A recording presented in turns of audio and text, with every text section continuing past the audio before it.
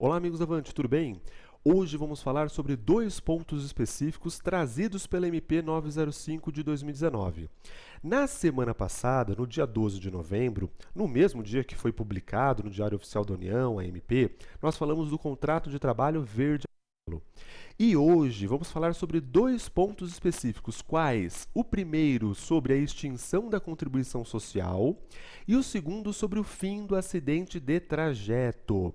Bom, a primeira coisa é relembrar que estamos falando de uma medida provisória.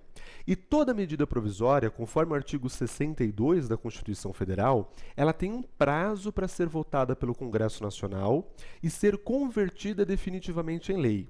Esse prazo é de 60 dias, podendo ser prorrogados por mais 60 dias, ou seja, estamos falando de 120 dias de prazo. Além disso, dentro desse prazo, segundo o próprio artigo 62 aí da Constituição, não conta o período do recesso do Congresso Nacional. E o período de recesso do Congresso Nacional, ele é do dia 23 de dezembro até o dia 1º de fevereiro, conforme fala lá o artigo 57 da própria Constituição Federal. Então nós temos aí 40 dias de recesso e 120 dias para valer a nossa MP, ou seja, para que ela seja votada e convertida em lei. Fazendo as contas aí a partir do dia 12 de novembro, essa MP ela tem que ser convertida em lei até o dia 20 de abril de 2020. Então, repito, a MP ela vale por 120 dias, 60 mais 60, não contando dentro desse período o recesso do Congresso Nacional, que é do dia 23 de dezembro até o dia 1º de fevereiro, 40 dias de recesso aí. Sendo assim, contando aí os dias que ela valem, ela deve ser votada até o dia 20 de abril de 2020, para aí sim ser convertida em lei. Porém, alguns pontos da MP já estão valendo e outros pontos só começarão a valer a partir do dia 1º de 2020.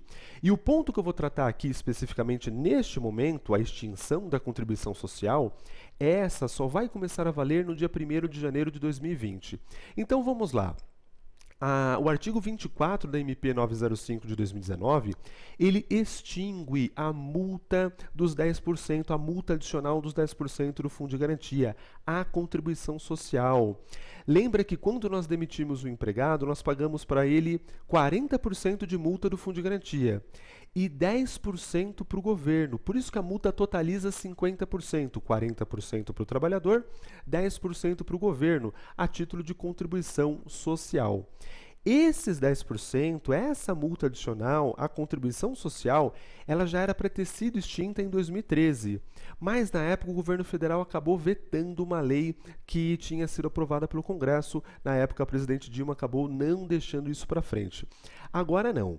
Agora a MP, ela extingue a multa a partir do dia 1º de janeiro. Então, a partir do dia 1º de janeiro, se você vai demitir um empregado na sua empresa, a multa não é mais de 50%. A multa será de 40% apenas. Apenas o trabalhador vai ganhar os 40% de multa. A empresa não vai mais pagar os 10% que paga até então para o governo. A segunda alteração que eu quero conversar com vocês hoje é sobre o fim do acidente de trajeto. Exatamente isso. Meus amigos, a primeira coisa que eu quero lembrar é que a reforma trabalhista ela não alterou o acidente de trajeto. Muita gente acredita, não sei de onde tira essa ideia, qual que é o fundamento, qual que é o embasamento jurídico, que o acidente de trajeto ele já não existia desde a reforma. Mentira! O que a reforma trabalhista fez, o que a Lei 13.467 de 2017 fez, foi alterar o artigo 58 da CLT, que falava de jornada itinerary, ou seja, quando computava o tempo na jornada de trabalho do empregado. Isso foi alterado. O acidente de trabalho não foi. Até porque o acidente de trabalho ele é regulado por uma outra lei, que é a Lei 8.213 de 91. É o artigo 21 da Lei 8.213 de 91. Mais precisamente, estamos falando aí do inciso 4, a linha D. E justamente a linha D do inciso 4 do artigo 21 da Lei 8.213 de 91 foi revogada. Revogada pela MP 905 de 2019. O que isso quer dizer então, professor? Quer dizer que a partir de agora, o acidente de trajeto ele não computa mais, ele não se equipara mais ao acidente de trabalho. Vamos lembrar que Pela Lei 8.213 de 91, equiparava-se, melhor dizendo, até então, o acidente de trabalho ao acidente de trajeto. Então, os dois eles tinham o mesmo peso. Se o nosso empregado se acidentasse no trajeto da sua casa para o trabalho ou voltando do trabalho para casa, tínhamos que considerar como acidente de trabalho. E a partir de agora? A partir de agora, não. A partir de agora, o acidente de trajeto ele não é mais considerado como acidente de trabalho. Então, meus amigos, deixa eu fazer duas simulações aqui com você. Vamos dizer que o nosso empregado se acidentou no trajeto da sua casa para o trabalho antes da edição da MP, ou seja, antes de 12 de novembro de 2019. O que nós tínhamos que fazer? Primeira coisa, tinha que fazer a CAT, a comunicação de acidente do trabalho, porque era considerado acidente de trabalho no trajeto. Tudo bem aqui? Segunda coisa, se ele se afastasse, pegasse um atestado superior a 15 dias, fosse, portanto, para a Previdência, fosse para o INSS, ele ia se afastar por auxílio-doença acidentário. É o chamado B91. E sendo o B91, quando ele retornasse para a empresa, quando ele retornasse para o trabalho, ele teria direito a 12 meses de estabilidade. Tudo bem aqui? Por quê? Porque estávamos falando de um acidente de trabalho. Equiparava o acidente de trajeto ao acidente de trabalho. E a partir da emissão da MP? A partir da edição da MP, se ele se acidentar no trajeto entre a residência e o trabalho e na volta também do trabalho para a residência, não consideraremos mais como acidente de trabalho. Portanto, você não vai abrir a CAT.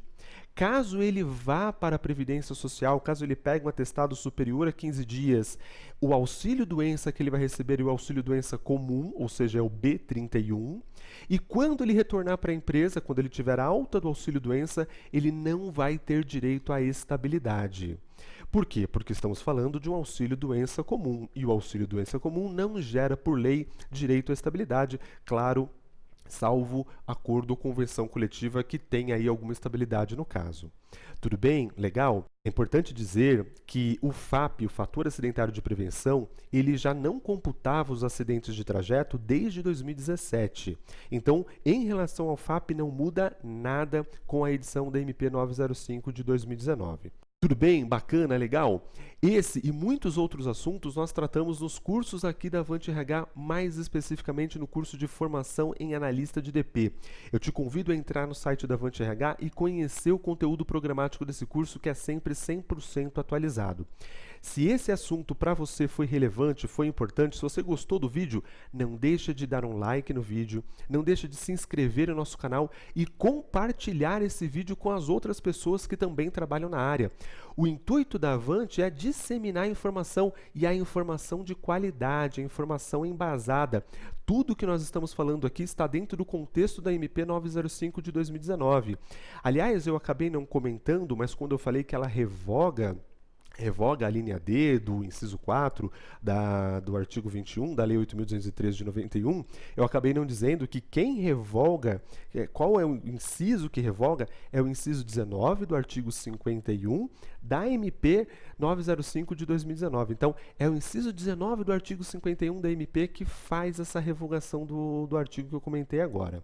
Tudo bem? Legal? Nós nos vemos nos próximos vídeos que faremos aí sobre MP ou outros assuntos específicos da área. Até lá, tchau, tchau.